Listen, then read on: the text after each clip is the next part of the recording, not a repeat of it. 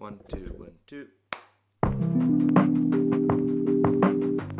Hello and welcome to another episode of How to Build a Theatre, a podcast charting the creation of an English language theatre in Brussels. My name is Phil Wilcox. And my name is Edward Macmillan. Hello, Phil.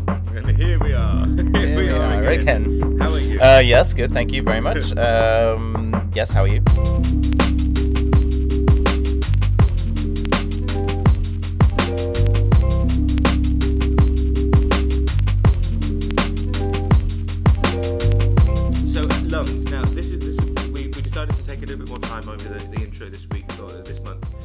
Because it's an important aspect, because as well as meeting people from all over the industry, from all over the world, in fact, as we do each month, which is a wonderful joy, people will be keen to know the actual ins and outs of the foundation of the bridge of your theatre in Brussels. So you've been through casting. Maybe you could unpack a little bit about that. What's that like? Who were you looking for? How did you find them? Who turned up? How many people applied? That sort of stuff, and where they were from. What sort of CVs do they have? And then maybe let's talk about rehearsals. So first of all, casting. What's that process been like? Casting is quite an enjoyable process, actually, because you just never know what you're going to find, what little gems you're going to discover. For this play, for Lungs, it's a two-person play of a young-ish couple who could be set anywhere, the play. And the only real thing that the only real kind of characteristic of the couple that is fairly specific is that they should be roughly middle class-ish. And apart from that, it's very, very open as to who they are. And because of that, we kept the casting bracket, so who we were looking for, very open. Now, the play itself, Lungs by Duncan Macmillan, it was written about 10 years ago, and it is extremely popular amongst actors. It gives a lot of room for an actor to play with, and it's a lot of meat there for them to get stuck into. And I think as a result of the play's popularity, we had an incredibly overwhelming response to our casting breakdown that we sent out. So yes, in the end, we had 2,875 submissions to go through, which was a little overwhelming. So me and the director, Kate, we took the time to look through all of them. Obviously, with 2,875, you can't spend that much time, but we probably, in the process, we probably did miss some people who may have been right for the role, but we did our best to make sure that we came down to a list in the end of 26 people who we were able to see on audition day. And the audition day itself was marvelous. It was very rewarding. It was a privilege, really, for me to sit there and to have this talent in front of you. And I never having been an actor before, I never underestimate also the work that goes into, for an actor, the work that goes into the preparation for an audition as well. And it was a joy. I mean, it was an intense one single day where we saw 26 people, plus we did recalls to try and kind of match up the different pairs. And then the decision making was very difficult. Just before we get there, so then just to run back and chart this process, just for anyone who's not maybe involved in theatre. Audition call goes out. We're looking for these people for this play. And that goes out in listings, isn't it? Basically, people know where to look. So there'll be audition listings, and you would have subscribed to various channels for that to go out on. You'd have advertised yourself, that sort of stuff. So people are looking out for this. They pick it up and they go, right, actors go, right, that looks good for me. They send in their CV. Their CV lists, obviously, their experience, their training, any sort of extra, extra than just theatrical experience and just theatrical training. They could also list that sort of stuff, their movement skills, their language skills, and that sort of stuff. You then, with yourself and Kate, the director, you sift through. What are you guys looking at, do you think? Do you look for the places that people have trained? Does that carry weight for you? Or do you look at what they've done, what they've been, the stages that they've walked on, or the roles that they've done? I think it's a mixture of everything. I think you look at their look. I mean, this is a looks based industry, unfortunately. Could you foresee this person as the character in the play? You look at where they've trained, you look at what they've done. You might also look at their agent if they have one. And if I mean, that would be a very first sift, and as we get closer to bringing the numbers down, then we will look at things like show reel that quite often comes with the CV these days. And it was the hardest, one of the hardest parts was getting it down from our list of 100 people we wanted to see to a list of 26, because especially before the audition, you're really just trying to make a decision as good as you can, because you don't want to miss anyone who you might have wanted to have seen in the audition, but at the same time you cannot see everyone, unfortunately. That's just the reality. And so getting it down, getting those last few down and making sure that you were really seeing the right people and we were making the best use of our time, that was the most difficult bit. That just shows to any artist listening, isn't it, how important the importance of a CV, because it's, you literally, certainly if it's going to be, if you know that the job you're subscribing to is going to be oversubscribed, the importance of that casting director, that theatre director, whoever, picking it up and going, right, oh yeah, this person's done the right sort of stuff, it's got the right experience, even if, or at least somehow if it's certainly for early stages or haven't quite done, inverted commas, the right experience leading to that role, that you somehow convey on that piece of paper that you're worth the next step, which is being put in one pile rather than the other, and then going, right, what's the show reel look like? And then of course then you really start to get down to, like, now you need to show your grit, now you need to show what you're worth, why they want to pick you. And then so you whittle down from nearly 3,000 to probably 100 sheets of paper in front of you, and then from there down to 26 people that you could actually see on the day. They come in and they do something for you. I assume they prepared a monologue, they prepared a piece, which so they read from the play itself.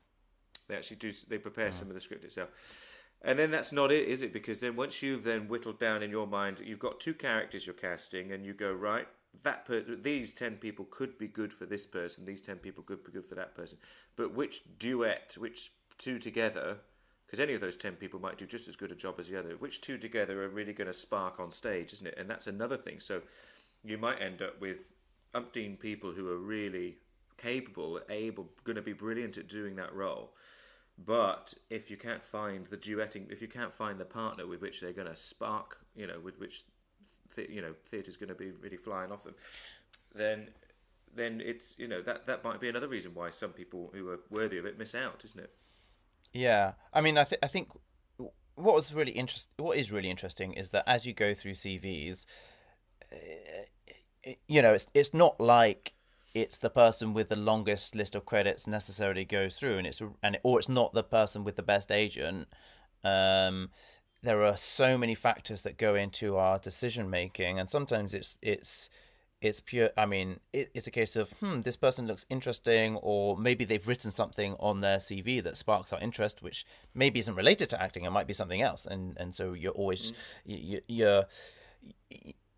because it's not just about who is going to be, especially here where we are in Brussels. It's not just about who is going to portray this role in the best way, although obviously that is extremely important, but there's also a little bit of who is going to be interesting to work with as well. We're going to be especially on a gig such as this where we are in all together for 5 weeks away from home. How is that going to play out as well? So there are many factors.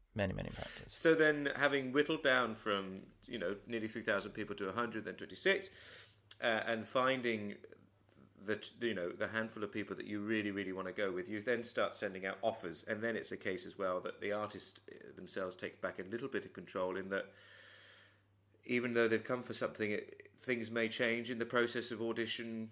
Other contracts come in, things shift about, suddenly it's not the right thing for them as well. So, and then there's a little bit of nervousness for you as the company, isn't it, and the director. We've got these two people that we'd really like to go for, and so you send out offers and you just sit there with your fingers crossed, hoping that they'll come back and say, "Yeah, sounds great." Yeah, exactly. I mean, it's like any job interview, because it's a two-way thing, right? They could come into the audition room and have a very bad experience or a very bad reaction.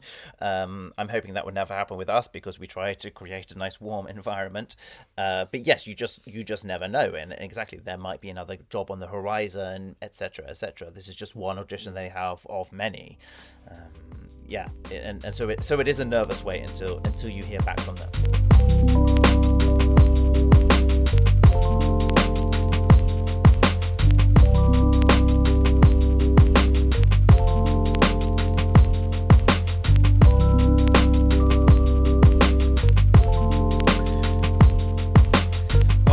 Well, it's about time that we introduced our guest for this month's podcast. We've got a chap called Luca. Tell us about Luca. Yes, Luca Dellatorre. He is Italian, living in London, and he is the Associate Director of Acoustics at CharcoalBlue. So welcome to the show, Luca. Thank you very much, guys, for inviting me. Very excited for being here today and discuss a bit of sound, theatres, and the like. Yeah, no, very excited. I think let's start maybe with a little bit of a quick fire from Phil, just to get you warmed up. Some nice, easy questions, Phil, if you would. All right, Luca. So, late nights or early mornings? Late nights. Where did you grow up? I grew up in a very small town just south of Turin. No one would know it. Turin is northwest of Italy, very close to the mountain, very close to skiing area. But yes, I'm a kind of countryside boy at heart, I would say. You've answered my third question. Coast or countryside? Luckily enough, where I grow up is not that an exciting place, but it's 1 hour from the seaside and 1 hour from the mountain. So it's a very lucky spot. So any Saturday or Sunday, it's very close to either, depending on the season. So you can choose. What was your favourite age to be alive? You could pick a decade or a sort of thing that you were doing at the time. What was your prime living time? Yeah, I'm growing into this new decade for me, and I'm 3 years into the new decade. Yes, let's say that. And I don't know. I feel like for a long time in my life, I was always looking at other ages being the age when I wanted to be, or the place where I wanted to be. And I think that I'm trying to concentrate to make the most of this time, because probably there's going to be a time in 10, 20 years when I will hope to be back to this time. So trying to make the most. Here's one that's linked towards your career there. Digital or analog? Again, I struggle to. I like them both because they give you different things. What I don't like is using the digital to do something that is proper for the analog and vice versa. I like to use the technology for what it gives you without trying to emulate the other one, Is that because does it feel like a shortcut? It feels like a bit of it's kind of fake. You're pretending to do something that is not what it is under its skin, in a way. Last two questions then. I like this one for opening up. We see into your soul in this one. If you had a superpower, what would you want? What would you want your superpower to be? Infinite patience. That is the thing the most my two daughters are challenging me every day. I think that would be the best. Finally then, I tell you what, let's do the deeper one. So do you know how you best learn? Are you a doer, a thinker, a writer, a copier? I usually learn by doing. I cannot, I struggle to learn something without applying it, like in abstract terms. I prefer to, start a project and then solve the problems when they arise, and usually that's the way I learn these days.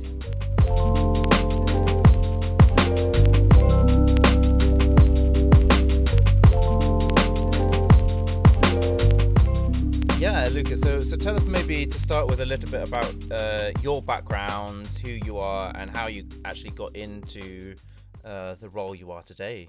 A little bit of a brief history. Yeah, music and architecture kind of were a part of my upbringing, with my dad and my mom being an architect and me helping them out in their office, even from probably 11, 12 years old onwards. And at the same time, my dad, my grandfather, they were playing the brass band. My mom, my grandma's singing in the choir, and I started to play the trumpet initially, and then I started to play the classic guitar. So alongside, studying in school and then at university, I was also playing in bands, playing at weddings, playing in orchestras, and singing in choirs. So somehow music was a big part of my daily life. And then when it came time to go to university, I wasn't too sure on what was best for me. I knew that I wouldn't have been a professional musician, since it was more of a free time kind of activity and hobby and seeing friends and stuff like that. And so I started to do building engineering and architecture, and that those courses are quite vague and broad. You learn about a lot of things in regards to building design, and acoustics is a very tiny part. And so when it was time for me to do the final thesis, I decided to do a final thesis that was about evaluating the best acoustics for musicians in on a kind of concert hall platform, and in rehearsal spaces, so that the musician would play at their best and achieve the most from what they are doing. So I was very intentional in combining and understanding how the architecture plays a part in getting the best acoustic for musicians. Yeah. And it's an amazing story. How do you, in terms of then turning that into a career from the sort of early interest and early training, what was the sort of chart of your actual working life? Where did you first start getting professional experience? Yeah, right away at that time, what I decided to do was to get in contact with acoustic consultancies and ask if I could do an internship with them, with the idea of do a bit of research and combining it with some real project they were doing at the time. So I was very lucky. I got an internship for 3 months in London, and that was back in 2006.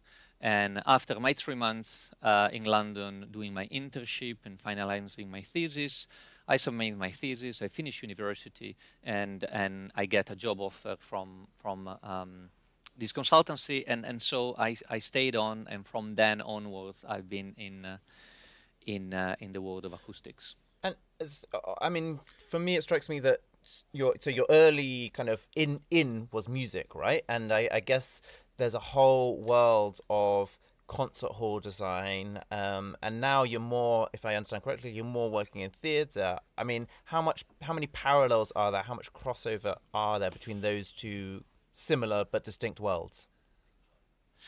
Yeah, that's very very interesting question. First of all, I must say that at the moment, we are not just working in theaters. We do a lot of spaces for music or recording studios or other things. So it's a bit mixed. But as you say, acoustics for music, acoustic for theater, those are different flavors. So the main reason why I started with music was, based on what I was exposed to growing up. And when I was growing up, somehow the world of theater was not that accessible to me. You know, these days we are talking a lot about accessibility of spaces and how do you get young audiences into both theaters and concert halls. And somehow when I was growing up, the world of theater was intimidating. It was not a welcoming place. Um, and so I was a bit less interested in theaters at the beginning. But then over the years, actually, there was a massive kind of change in the way I perceived it, and that was because as part of my job, um, part of the job, a part of the training is to go to see shows, and those are theater, opera, and concert in concert hall and gigs, because first of all we need to somehow be able to listen, and so that additional exposure kind of allowed me to be able to enjoy and find being included, and find that the fact that theater feels more accessible now, and a great space to live and to witness. And in terms of your sort of day to day, your sort of working life, what is it you're actually doing? Because obviously you've got quite unique skills in that you talk about architecture and coming from that. Are you drawing up plans? Are you doing site visits? Are you looking at materials that you can use? Are you actually in the construction of it, or what? How does your day work out? Yeah, I think when working on a project, um, there are different things we do, and all the things we have mentioned, at a certain point, sooner or later, they apply. I think one of the most important thing is the listening part, and the listening is, for example, to start with, listening to what are the client needs, on how a certain space will be used, what are the performances that will be programmed for a certain space, what's the level of the acoustic qualities, or which are the priorities that needs to be achieved, and that allows us to set up goals, and every project is very much different, and different buildings are located in different environments with different constraints. And in particular, when we design for existing building or refurbishments, or theater that go into part of towns that are very much built up. And so among the activities we do when it comes to designing those buildings, for sure we do acoustic measurements on site to evaluate what's the acoustic climate and of the site where we are going to do our new building. We do a lot of desktop calculation that allows us to advise everyone on the design team, that could be the architect, the services engineer, the structural engineer, on things like how much sound insulation do we need between our theater and the outside, or between the theater and the rehearsal space that might be on the side of the theater. We can advise the mechanical services engineer on how quiet we need those services to be, and that dictates the size of the ducts, the type of attenuator, for example. And then we do the inside of the theater, what's called room acoustics, that is everything that is within the physical boundaries of the walls and ceiling within the theater. And that basically is achieving the right acoustics so that the voice of an actor on stage, or the sound produced by a music ensemble on stage, gets propagated from the stage to the audience in the best way possible. And in that respect, there are usually two types of different approaches. It's like there are rooms that are supposed to work without any amplification. And so the building itself and the finishes are what allow you to do that amplification, and every surface needs to be designed to reflect the sound towards the audience in a certain time window, and so those are the, let's say, more challenging, because in a way, when you have rooms that are designed for amplified only music,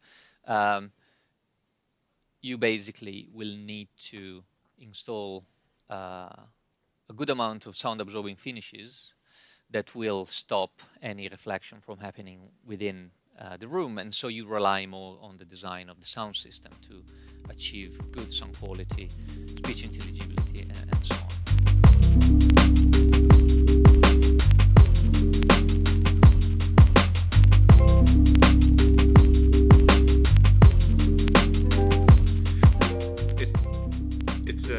It's amazing. It's amazing to hear you talk about it, and I think it's such a detailed career and such an interesting way of looking at it. It's great as well that you start with listening to the needs of the client, you know, the needs of the hall that you're working in, the needs of the institution or theatre company, orchestra, whatever it is that is most going to be served in that hall. Because we've all got a bit of a way into this, I think, even if we're not fully understanding of the sort of architectural aspects, in just thinking of on when we're playing music now digitally on an app, or even on, you know, CD players, if people have still got those at home. Often there are presets, isn't there? At a very simple level, there are like preset EQs for classical music, and it'll be across the board. They might push the mids a bit. For pop and rock, where they might take the mids out and they push the highs and the lows and that sort of stuff. That's our sort of simple way into it, maybe. And what you're describing is actually sort of doing that, but with a building. Yeah, you're right. Basically, you try to recreate the right EQ with the building itself, with the room itself. EQ, and also how much reverberation you have, reverberant tail. That a lot of times when you listen to a CD, and I still do, for example, you know, a lot of orchestral recording, for example, they are recorded with quite close mics that might not pick up much of the reverberation in the room, and so sometimes the reverberation is maybe added in post-processing, while those things are things that the built environment needs to provide in a you know, live music setup. And then you've got the sort of almost sort of social aspect of or societal aspect of your career as well, in that you mentioned you might have buildings in a built-up area near residential. You know, there might be a flat above your gig space or whatever, and you're also looking about sound dampening, sound bleed, making sure that sounds from the outside don't come in. Yeah, there is the aspect of we don't want performances to be interrupted by, I don't know, siren passing by, or any kind of traffic or train. But at the same time, we do also the vice versa, because if you're designing a venue that will host rock amplified music concerts, you're expecting to generate high level noise inside, and so we need to protect nearby residences, for example, and that is a two-way thing, because you know, we need to protect the neighborhoods around the hall, but at the same time, that's also necessary to allow the music venue to operate and to stage certain kind of shows, because as we have seen in the past, if those certain sound insulation performances are not achieved and too much noise is affecting the neighbors, then the council might have the hall installing a noise limiter, and so you might not be able to do concerts at a certain noise level, and so you lose some some flexibility in the way you do program the events in the room.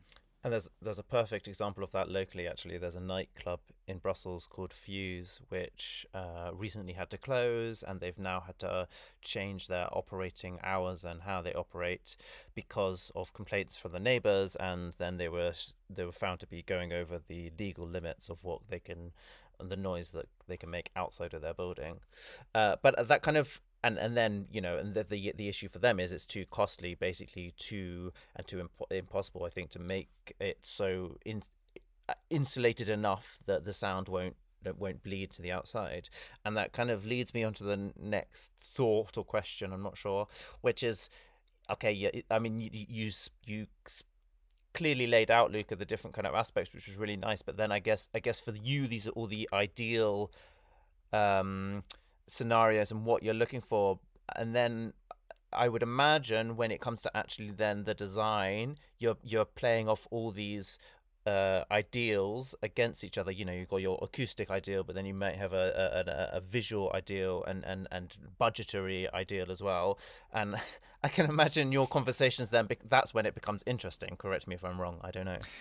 Yes. Or do you find basically that acoustics is always prioritized, or is it sometimes left to the last minute, or how do people treat it? Yeah, I think acoustics,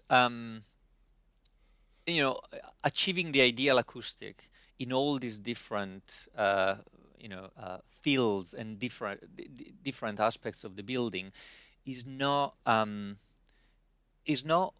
always possible, because, as you said, we have a certain budget, and we need to coordinate the acoustic requirements with other million requirements about different discipline.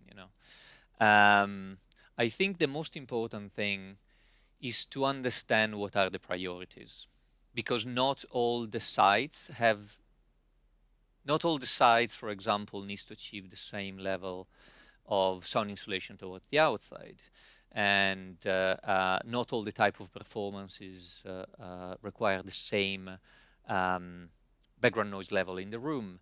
And so it's very much important to set targets that are bespoke for that specific project. It's not that there is a set of targets that are the ideal and we are just applying them to all of them, to all the different projects, because that will make them not feasible to be built.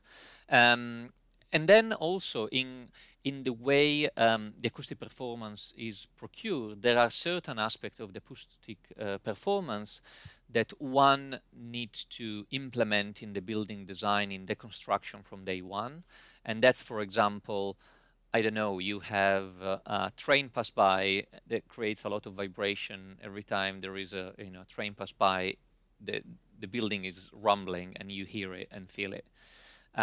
So anti-vibration design for the building, if it's needed for a certain type of performances, is something that needs to be built from day one into that building. If not, we cannot retrofit it. There are those certain acoustic aspects that one could be a bit more creative about, where one could think to, delay the investment and install them at a later stage. And that's an approach that is usually more applicable to measure like finishes. You can always go back and install more sound absorbing finishes in a room if you see that's needed, for example. So it's we need to be, we are sort of tailors, that we are as a tailor creates a suit for a specific person that doesn't fit other people. The same will be for acoustics. And then when discussing and what we usually do, for example, when it comes to finishes, we provide the architects with the acoustic performance of those finishes. But then there is the look of the finishes that, sometimes the price is not just connected to the acoustic performance, but also to, other factors that are not entirely in our remit. Using your tailor analogy there, which I very much like, I guess ideally you guys are in it from the start. You're in it, you've got the client there, they say, right, I want a suit which looks and feels like this, and you go, fine, We've got the materials, we've got the design for you, the cut and the shape. We're gonna measure you up, and we're gonna cut the fabric and select the thread and all the materials and everything. We'll put it together for you. But then there's also the client that comes in and says, I've got this suit which doesn't fit me anymore, and now I need it fixed. And I wonder if that's something that that you do and maybe enjoy.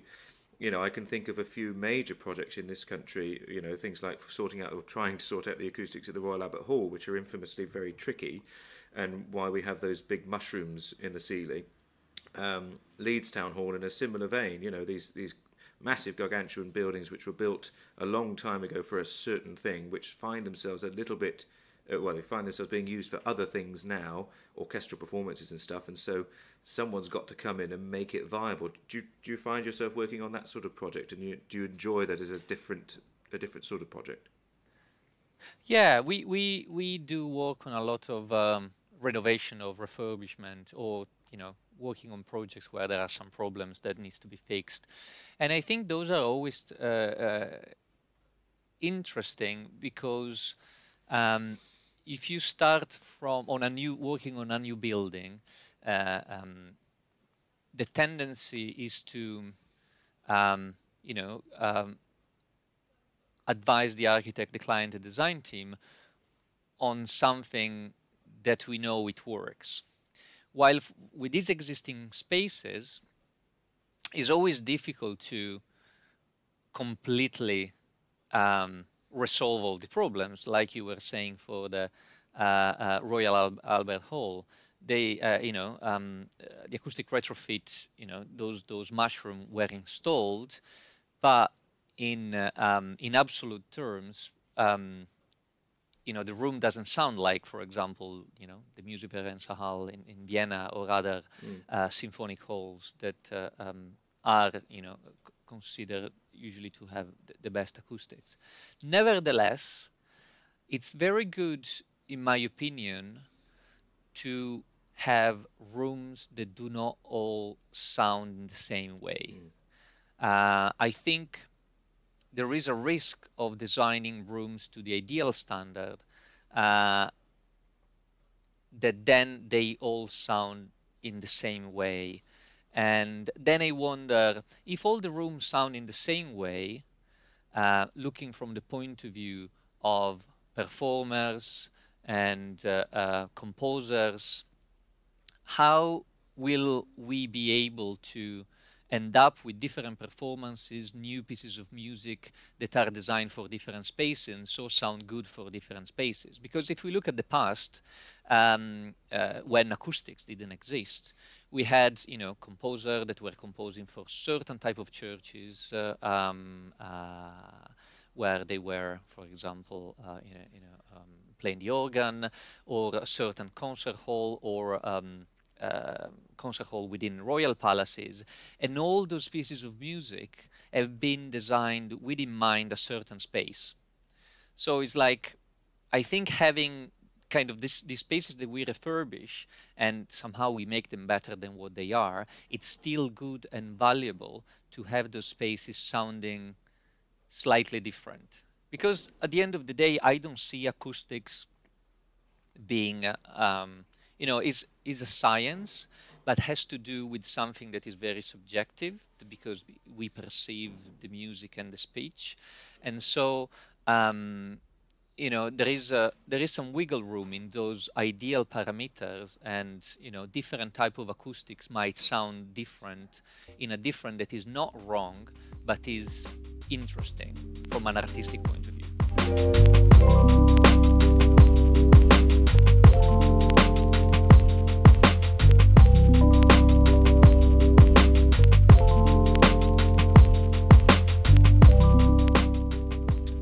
Like that, how you put that, Luca. I think, just as our buildings should do and should look different, so they should also sound different as well. And I like that both of you have already brought in some historical examples, and maybe just to move the conversation on just slightly and bring us back to theatre. I'm wondering, in your time with CharcoalBlue and before, whether you've seen then certain trends in how theatres are constructed, designed, from an acoustic point of view and also from a non-acoustic point of view. I don't if you see a kind of progression in your professional life.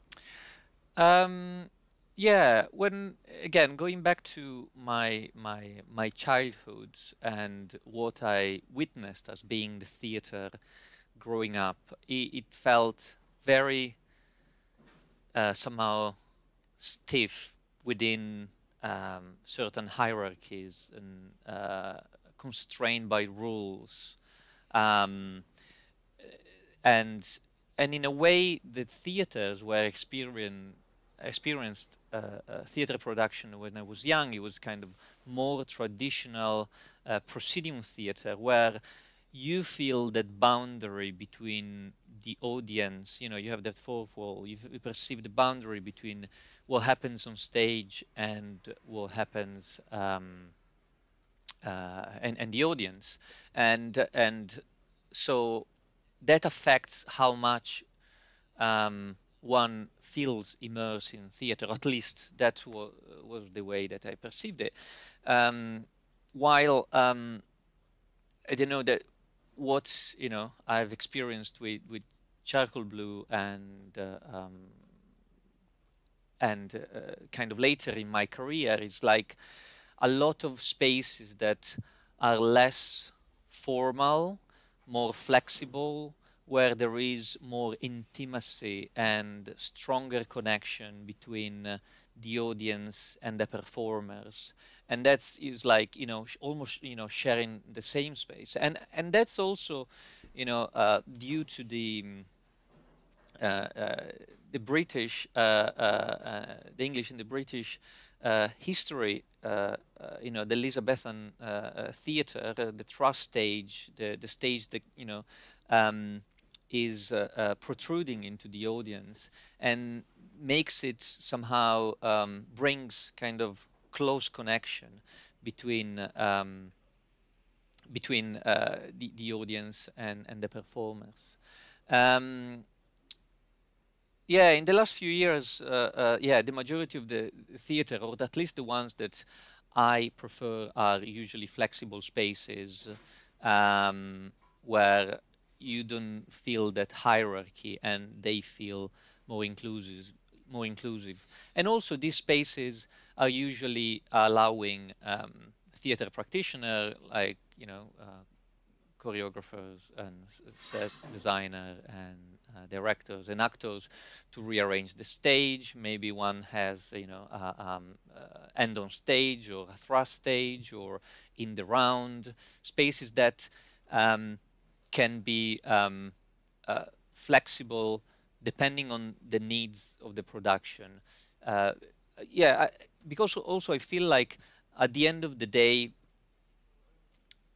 my work in terms of acoustic design, or also the work that we do as a theater designer and the theater technical system, at the end of the day, we want to provide a space where all the technicalities in the acoustic disappear and just becomes a tool for people using the building, from theater practitioner and audiences, to live in it and to use it and to support also the artistic production.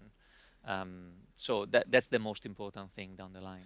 Speaking of the development in acoustic and acoustic for theatres, over the last few years, have you seen an increase in what I guess might be called digital manipulation involved in the design process? So the idea of now it's quite common for theatres to have inbuilt a system, obviously a PA system, a loudspeaker system, but also that the space is subtly mic'd, so that you might have on an acoustic, what's inverted commas an acoustic performance, is actually also very subtly ambiently mic'd and fed into the room. And also, is there being used the concept of like a theatre version of noise cancelling headphones? So if you've got, and the concept, I think, I might be getting this entirely wrong, Luca, but I understand the concept behind noise cancelling headphones is not that they're kind of closing your ears off to everything around you, although there is some, there is a bit of that, but it's more that they are analysing the sounds around you and playing the negative frequencies into your ears so that it cancels each other out. Is there that sort of thing going on as well as the physical acoustic design? Yeah, I've seen some trials of using more technology for theater production, as you said, and where some theater production might happen on, you know, even without the theater, in a kind of a in a um, virtual theater using, for example, virtual headsets. And those technologies where somehow people are wired, they have headphones, um, allow allow designers on the production side of things to create somehow more sound effects, and as you said, probably noise cancelling is also possible. Yeah, in my opinion, the we haven't reached yet the point where those completely virtual technologies disappear, meaning that disappear in the sense that um, uh, sometimes it feels like the protagonist of a VR VR production is the headset, it is the technology itself. Yeah. While somehow I want to see this, I want to, attend the theater performance, forgetting that I'm using the headset. It's like the headset is just a technical mean to achieve it. It's not like, look at the headset. And also there has been some production that have used what's called binaural sound. Binaural sound is the way we perceive sound in our everyday life, even if we don't pay too much attention, but we have two different ears spaced apart by the head, so the sound we receive to the left and the right, they differ, and that allows our brain to create a spatial, let's say, a spatial understanding on where the sound is coming from. And so I've seen there's been some production where there is a special microphone on stage that is a binaural microphone that basically is a mannequin with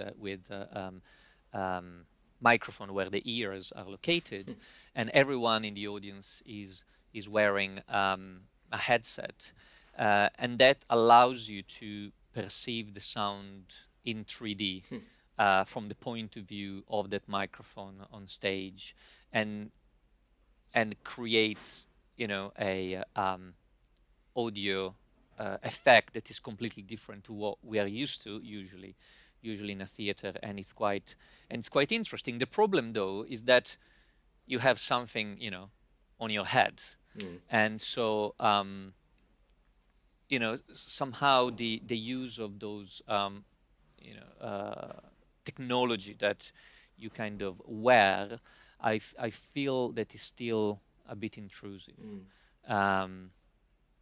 One technology that you mentioned that is maybe more used in concert hall than in theater, even if, why not, it could be used in theater, is what's called acoustic enhancement.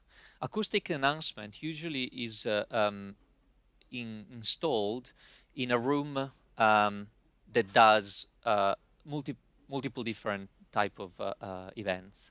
For example, a room that wants to do both amplified sound or amplified voice, or voice and symphonic music.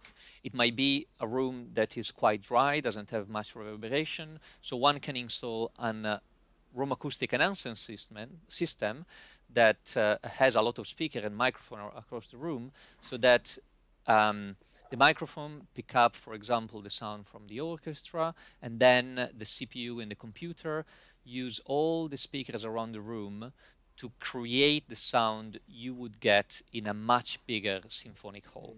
So basically, you create an acoustics that is not the acoustic of the room itself, but is the acoustic of the room plus an electronic enhancement that make you feel as if the room is much bigger and you're in a different space. So in a way, such a technology could be used, for example, in a production where, I don't know, first you might be in a scene where you're in a very small place that sounds like a very small room, and then you get in a much bigger space, or pretend to be, and all of a sudden you get the feedback of the room as if you were in a different space. So those are kind of tools that could be used, artistically, and to add to the production. That being said, I'm always interested, in all those technical means to disappear so that only, the production is seen, Luca, it's been really great to hear you talk today. I think I could talk to you for days about this. I think it's really interesting. It's a subject that in the world of classical music and in acoustic music we think about probably quite a lot, and maybe in the world of theatre we think about it a little bit less, and to the point that maybe in traditional theatres it's almost even slightly, the idea of providing anything other than simply a clear acoustic is scoffed at or is seen as being too modern or something like that. So I think it's been really interesting to see and to hear you talk about, really on the cutting edge of this, how we can best use the acoustics of a theatre. I've just got one question. I know you've got to go, and it's a question we're going to start building into our podcast, I think, and asking everybody who's come from a different career, as it were, in within the same industry. Do you see any barriers to becoming an acoustic engineer, an acoustic architect? Is there? Yeah, I mean, I feel I was lucky to stumble across this world, and that just happened quite randomly towards the end of the university, and I was probably 24 years old, and since then I didn't even know that this profession existed. But at the same time, I didn't know that that a lot of profession around theater design, theater practitioner existed as well. It feels to me that this is a bit of a barrier, because meaning it's a small world, and the question is, how do we get new generations to see what's going on, under those big machines that are theaters? How do we end up? How do we end up with, the audience knowing not just the final product, all the backstage. I think in that respect, what you are doing with this podcast is the series of podcasts is very interesting in talking about how to build a theater, how to make a theater that doesn't just talk about the final production and what the audience sees at the end, but all the mechanism inside and all the different things. Because until people talk about it, this thing will be a bit submerged. Also because when I think about a good acoustic design, for me a good acoustic design is when there are no acoustic problems. But since acoustics is something that you only hear, you don't see it, a good acoustic design is an invisible thing that if everything goes well, you're not going to notice.